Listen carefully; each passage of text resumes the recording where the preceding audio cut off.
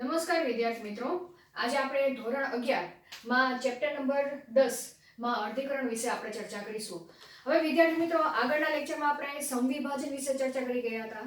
એટલે કે માતૃકોષ ની અંદર રંગસૂત્રની સંખ્યા દ્વિકીય હોય અને જ્યારે તે વિભાજનની પ્રક્રિયામાં પસાર થાય અને વિભાજનની પ્રક્રિયાને અંતે બે બાળકોષો ઉત્પન્ન કરે અને તે બંને બાળકોષોમાં રંગસૂત્રની સંખ્યા માતૃકોષ જેટલી જોવા મળે તો તેને આપણે શું કહીએ છીએ? સમવિભાજન કહીએ છીએ. બરાબર.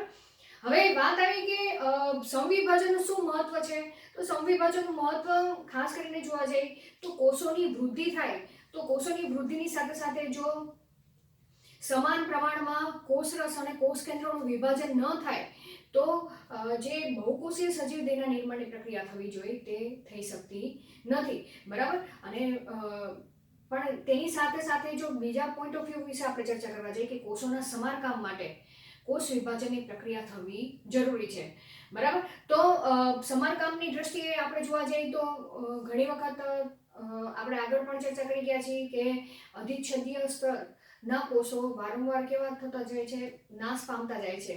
એવી જ રીતના આપણા શરીરની અંદરના જે અંગો છે તે અંગોની જે અંતઃ સપાટી છે ત્યાં આવેલા કોષો પણ ઘસારાને કારણે વારંવાર નાશ પામતા જાય છે. એવી જ રીતના જોવા જઈએ તો આરબીસી છે એ આરબીસી દર 120 દિવસે નાશ પામે છે.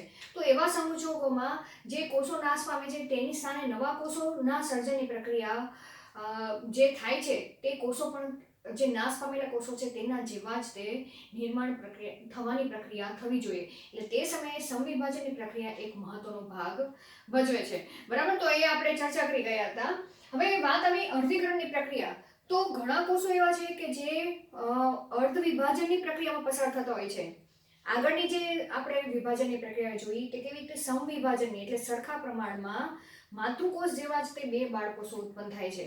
પણ અમુક કોષો એ જ્યારે વિભાજનની પ્રક્રિયામાં પસાર થાય અને તેમાંથી જે બાળકોષો સર્જન થાય છે તે બાળકોષો એ પિતૃ જેવા જ તે રંગસૂત્ર ધરાવતા નથી. બરાબર. તેના કરતાં જો ક્વોન્ટિટીની દ્રષ્ટિએ જોવા જઈએ તો અડધા રંગસૂત્ર ધરાવતા હોય છે. તો આ ક્રિયાને આપણે અર્ધીકરણ તરીકે ઓળખીએ છીએ. તો ખાસ કરીને કેવા કોષો કે કોષોમાં અર્ધીકરણની પ્રક્રિયા જોવા મળે છે? તો એમાં ખાસ કરીને જોવા જઈએ તો જે લિંગી પ્રજનન કરતા સજીવો છે, પ્રજનન કરતા સજીવો. હવે લિંગી પ્રજનન કરતા સજીવ તરીકે પ્રાણીઓમાં પણ લિંગી પ્રજનનની પ્રક્રિયા થાય છે. વનસ્પતિમાં પણ લિંગી પ્રજનનની પ્રક્રિયા જોવા મળે છે. અહીંયા લખી નાખી વનસ્પતિ કોષો, વનસ્પતિ તેમજ પ્રાણીમાં લિંગી પ્રજનનની પ્રક્રિયા થવા માટે તેમાં સૌપ્રથમ જન્યુ સર્જનની પ્રક્રિયા થાય છે. એટલે કે જન્યુ જનનનો તબક્કો જોવા મળે છે. બરાબર. સજીવમાં સૌપ્રથમ જન્યુ જનન નો તબક્કો જોવા મળે છે. બરાબર. જન્યુ જનન એટલે શું? જન્યુના નિર્માણની ક્રિયા. બરાબર. એટલે કે જન્યુ સર્જનની પ્રક્રિયા થતી જોવા મળે છે. અને ત્યારબાદ આપણે કોની પ્રક્રિયા જોઈ છે? લિંગી પ્રજનનની પ્રક્રિયા વિશે ચર્ચા કરી છે. બરાબર. ત્યારબાદ ફલનની પ્રક્રિયા થાય છે. ફલનની પ્રક્રિયા દરમિયાન જન્યુઓ એકબીજા સાથે શું થાય છે? જોડાય છે. અને યુગ્મનજ કે ફલિતાંડ બને છે. જે કેવો જોવા મળે છે? જે દ્વિકીય હોય છે. બરાબર. દ્વિકીય હોય છે એટલે કે જેની અંદર રંગસૂત્રની સંખ્યા કેટલી જોવા મળે?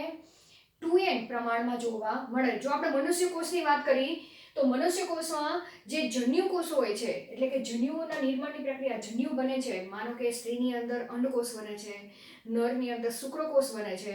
તો અંડકોષ અને શુક્રકોષની અંદર રંગસૂત્રની સંખ્યા એ માતૃકોષ કરતા એટલે કે જનન કોષો કરતા અડધી જોવા મળે છે. તો અહીંયા જન્યુઓનું નિર્માણ શેમાંથી થાય છે? જે જનન કોષો છે એ જનન કોષો શેના તરીકે વર્તે છે? માતૃકોષ તરીકે વર્તે છે. તે અર્ધીકરણની પ્રક્રિયા કરે છે, અર્ધીકરણ અને જન્યુ નિર્માણની પ્રક્રિયા કરે છે. હવે આ જે જનન કોષો હોય છે તે શેના તરીકે વર્તે છે? માતૃકોષો. એટલે હંમેશા તમારે યાદ રાખવાનું કે જે કોષો વિભાજનની પ્રક્રિયા કરે તે કોષોને માતૃકોષો કહેવાય. અને જનન કોષો હંમેશા કેવા હોય છે? દ્વિકીય હોય છે. તો અંડકોષની વાત કરી તો અંડકોષો જે જનન કોષમાંથી નિર્માણ પામે છે તેની અંદર 46 રંગસૂત્રો હોય છે, એટલે કે 23 જોડ રંગસૂત્રો હોય છે. પરંતુ જે ત્યારે અર્ધીકરણની પ્રક્રિયા કરે છે અને અંડકોષ બનાવે છે, અંડકોષ શું છે? જન્યુ છે, તેની અંદર રંગસૂત્રની સંખ્યા 23 જ જોવા મળે છે. કેટલી જોવા મળે છે? 23, એટલે કે અડધી જોવા મળે છે માતૃકોષ કરતા. બરાબર? અહીંયા હું લખી નાખો n, અહીંયા કેટલી છે? 2n. અને 23 હોય તો આપણે શું લખીએ છીએ? n લખીએ છીએ. એવી રીતના શુક્રકોષ છે તો શુક્રકોષ જે જનન કોષોમાંથી બને છે તે જનન કોષોમાં રંગસૂત્રની સંખ્યા કેટલી હોય છે? 46 હોય છે. અર્ધીકરણની પ્રક્રિયા કરે છે અને જે શુક્રકોષ બને છે તે શુક્રકોષમાં રંગસૂત્રની સંખ્યા 46 કરતા અડધી થઈ જાય છે, એટલે કે 23 જોવા મળે છે, જેને n તરીકે આપણે લખીશું. બરાબર? અને ફરીથી અંડકોષ શુક્રકોષ બંને એકબીજા સાથે જોડાય તો કઈ ક્રિયા કહેવાશે? ફલનની ક્રિયા કહેવાશે. અને ફલનની પ્રક્રિયાને અંતે બંને એકબીજા સાથે, માનો કે અંડકોષ છે અને શુક્રકોષ એકબીજા સાથે જોડાઈ ગયા અને જે યુગ્મનજ બને છે, યુગ્મનજ એક કોષીય રચના તૈયાર થાય છે. બરાબર? જેની અંદર રંગસૂત્રની સંખ્યા 2n જોવા મળે છે. ખ્યાલ આવી ગયો? આખી ચર્ચા આપણે 12મા ધોરણમાં ચર્ચા કરવાની જ છે, પણ આ અર્ધીકરણની પ્રક્રિયા સમજવા માટે તમારે આ બધા પોઈન્ટ સમજવા જરૂરી છે. તો આના ઉપરથી લખી શકી કે જ્યારે માતૃકોષ કેવો હોય? માતૃકોષ દ્વિકીય હોય, દ્વિકીય હોય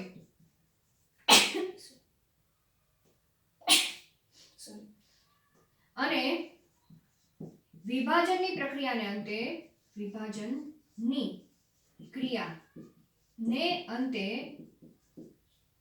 બાળકોષો કેવા જોવા મળે? એકકીય, એકકીય એટલે n નિર્માણ પામે તો તે વિભાજનને શું કહે છે? વિભાજનને અર્ધીકરણ કહે છે. શું કહેવાશે? અર્ધીકરણ કહે છે. ખ્યાલ આવી ગયો? અથવા તો તમારે બીજી વ્યાખ્યા લખવી તો કઈ રીતે લખશો કે માતૃકોષ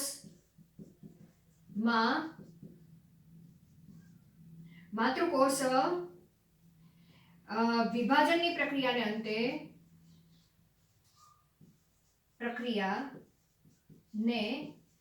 અંતે ઉત્પન્ન થયેલ બાળકોષોમાં રંગસૂત્રની સંખ્યા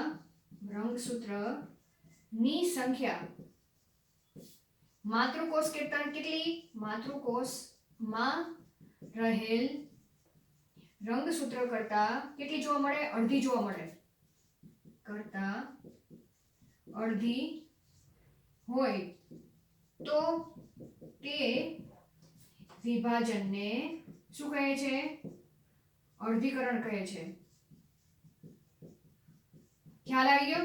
માતૃકોષમાં રહેલ રંગસૂત્ર કરતા કેટલા હોય? અડધા રંગસૂત્ર હોય.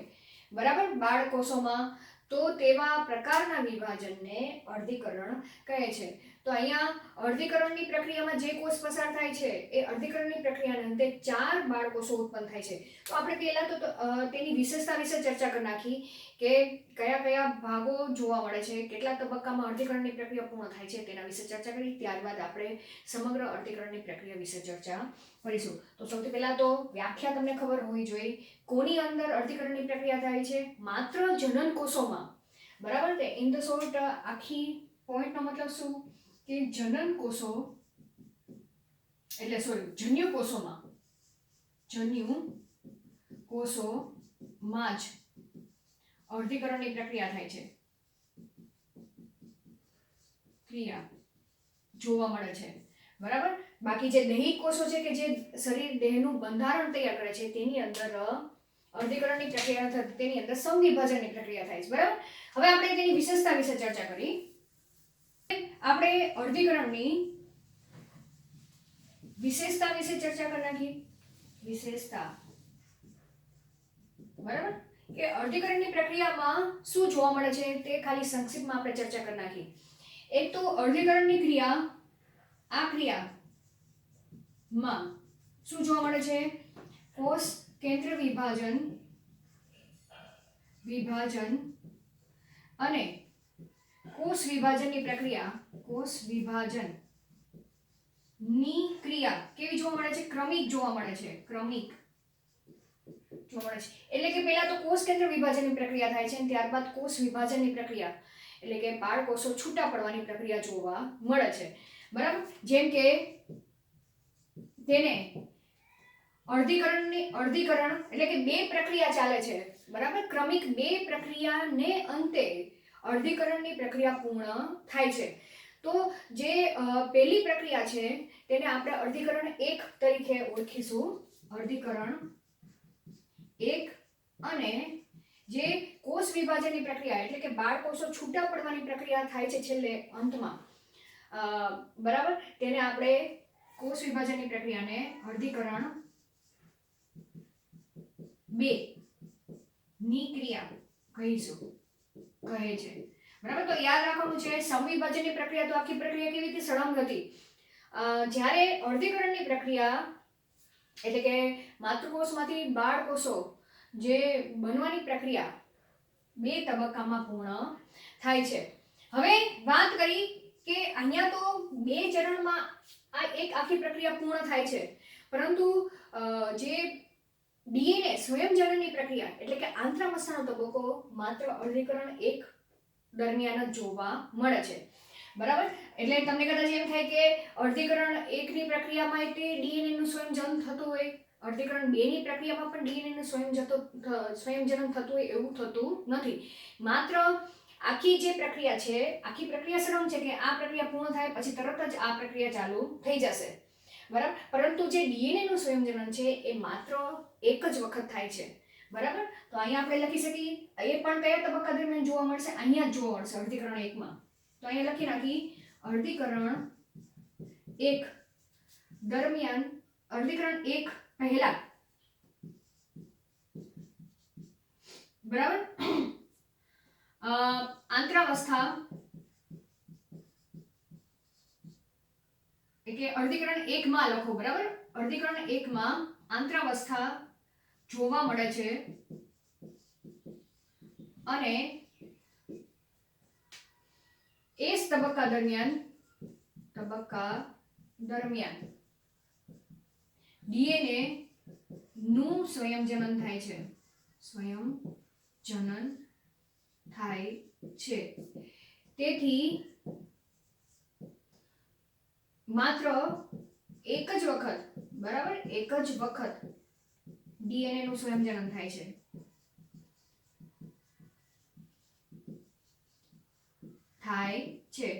લખી શકો કે અર્ધીકરણ 2 દરમિયાન ડીએનએ નું સ્વયંજનન થતું નથી. બરાબર, હવે તેના સિવાય જોવા જાય તો અર્ધીકરણ 1 પ્રક્રિયા દરમિયાન જ તે એટલે કે અર્ધીકરણ 1 દરમિયાન તેની અંદર શું જોવા મળે છે? સમજાત રંગસૂત્રની જોડીઓ પણ બને છે. સમજાત રંગસૂત્રની જોડી બનવાની પ્રક્રિયા જોવા મળે છે, જે આપણે સમવિભાજનની પ્રક્રિયામાં જોયું નહોતું. બરાબર, તેના સિવાય વ્યતિકરણની ક્રિયા જોવા મળે છે. વ્યતિકરણ જોવા મળે છે. બરાબર, વ્યતિકરણની ક્રિયા એ આપણે ડિટેલમાં ચર્ચા કરશું. આવી વ્યતિકરણની પ્રક્રિયા આગળના ટોપિકમાં સમવિભાજનમાં જોવા મળ્યું નહોતો. તેના સિવાય વ્યતિકરણની પ્રક્રિયાને અંતે જે સમજાત રંગસૂત્રો નથી તેમની રંગસૂત્રિકાઓના જનીનોની ફેરબદલી થવાની પ્રક્રિયા પણ જોવા મળે છે. બરાબર, એ બધું વ્યતિકરણમાં આવી જશે, એ આપણે ચર્ચા કરશું પાછળ. બરાબર, તેમજ અર્ધીકરણ જે 2 નો તબક્કો છે એ અર્ધીકરણ 2 એ સમવિભાજન જેવો જોવા મળશે. વિભાજન જેવો જ જોવા મળે છે. બરાબર, હવે એવી જ રીતના અર્ધીકરણ 1 તબક્કો છે. અર્ધીકરણ 1 છે તે માં રંગસૂત્રો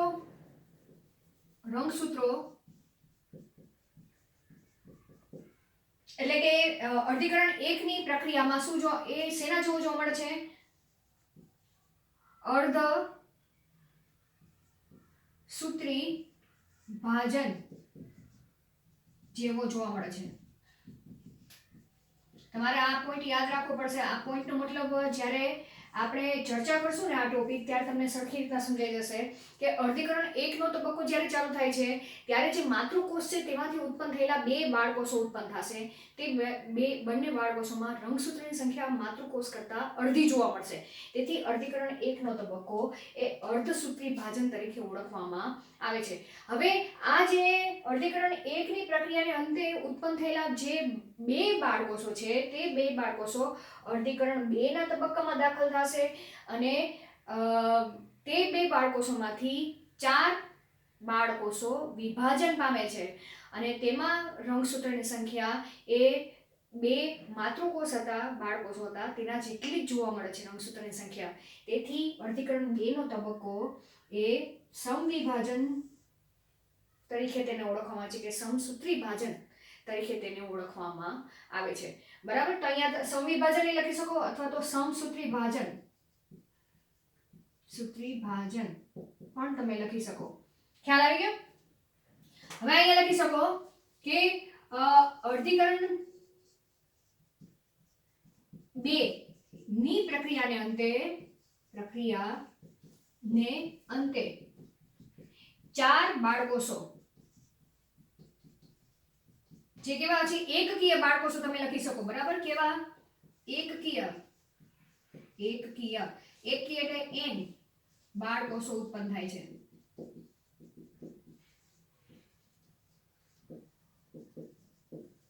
બરાબર. જેમાં રંગસૂત્રની સંખ્યા માતૃકોષ કરતા કેવી જોવા મળે છે? માતૃકોષ કેવા છે? દ્વિકીય. બરાબર. થી અડધી જોવા મળે છે. તો ખાસ યાદ રાખજો કે તમને અર્ધીકરણ સમજતા પહેલા તેની શું વિશેષતા છે એ તમને બરાબર ખ્યાલ હોવી જોઈએ. બરાબર. એ વિશેષતાને આધારે તમે અર્ધીકરણનો આખો ટોપિક સરળતાથી તમે સમજી શકશો. ખ્યાલ આવી ગયો? હવે આપણે અર્ધીકરણ 1 માં શું જોવા મળે છે, અર્ધીકરણ 2 માં કયા તબક્કા જોવા મળે છે એ લખી નાખો તમે. અર્ધીકરણ 1 માં સમવિભાજન જેવા તબક્કા જોવા મળશે. અર્ધીકરણ 1 માં માતૃકોષ એ સૌથી પહેલા આંતરાવસ્થા પસાર કરશે. બરાબર. તો તેમાં પહેલા આંતરાવસ્થા જોવા મળશે. આંતરાવસ્થા પછી એમ તબક્કો જોવા મળશે. બરાબર. એ એમ તબક્કો ફરીથી 4 તબક્કામાં તેને આપણે વિભાજિત કરેલા છે એ આપણને ખ્યાલ જ છે. બરાબર. પણ અહીંયા આપણે શું લખશું? પૂર્વાવસ્થા 1 લખીશું. બરાબર. રોમન લેટરથી. કારણ કે અર્ધીકરણ જે પહેલો તબક્કો છે તેને આપણે રોમન લેટર 1 તરીકે દર્શાવી છે. તો તેની બધી અવસ્થાને પણ આપણે રોમન લેટરથી દર્શાવશું. બરાબર. બીજો તબક્કો ભાજનાવસ્થા શું લખીશું? 1 લખીશું. ત્રીજો તબક્કો ભાજનોત્તર અવસ્થા શું લખીશું? 1. અને ચોથો તબક્કો ભાજનાંતિમ અવસ્થા શું લખીશું? 1. તો આપણે આ 4 તબક્કા વિશે ચર્ચા કરીશું. બરાબર. ત્યાં આપણું આ અર્ધીકરણ 1 ટોપિક પૂર્ણ થશે. એવી જ રીતના અર્ધીકરણ 2 ને પણ આ જ રીતે અર્ધીકરણ 2 આ જેવું પૂરું થશે એ એક કોષમાંથી કેટલા બાળકોષો 2 ઉત્પન્ન થશે. ખ્યાલ આવી ગયો? આ માતૃકોષ છે. માતૃકોષ કેવો છે? દ્વિકીય છે. અને આ જે બાળકોષો ઉત્પન્ન થશે તે કેવા હશે? એકકીય હશે. બરાબર. એટલે આ તબક્કો કેટલો થશે જેને અર્ધસૂત્રી ભાજન તરીકે પણ આપણે ઓળખીશું. કારણ કે રંગસૂત્રની સંખ્યા તમે જુઓ છો એકકીય જોવા મળે છે. એટલે કે અહીંયા કોષ કેન્દ્ર વિભાજનની પ્રક્રિયા તમને અહીંયા સ્પષ્ટ દેખાય છે. અર્ધીકરણ 2 દરમિયાન આ અહીંયા ફરીથી આ એમ તબક્કો ચાલુ થઈ જશે, બરાબર, પણ આંતરાવસ્થા ચાલુ થશે નહીં, કારણ કે આપણને અહીંયા શું લખ્યું છે, અર્ધીકરણ 1 દરમિયાન જ તે આંતરાવસ્થા જોવા મળશે, એટલે કે તેના એ જ તબક્કા દરમિયાન ડીએનએ નું સંયોજન થાય છે. પરંતુ અહીંયા જે બાળકોષો ઉત્પન્ન થયેલા છે એ જ્યારે અર્ધીકરણ 2 ની પ્રક્રિયામાં દાખલ થાય છે ત્યારે આંતરાવસ્થા જોવા મળતા નથી, ડાયરેક્ટ સીધો એમ તબક્કો ચાલુ થઈ જશે, બરાબર. અહીંયા અર્ધીકરણ 2 દરમિયાન એમ તબક્કો, બરાબર, એમાં પણ ફરીથી આ 4 તબક્કા ક્રમિક ચાલુ થશે, સેમ આ 4 તબક્કા, પણ પાછળ આપણે શું લખવાનું છે, રોમન લેટરથી 2 લખવાનું છે, બરાબર. કયું? પૂર્વાવસ્થા, શું લખીશું, 2, ભાજનાવસ્થા, અવસ્થા 2, ભાજનોત્તર અવસ્થા, શું લખીશું, 2, અને છેલ્લે ભાજનાંતિમ અવસ્થા,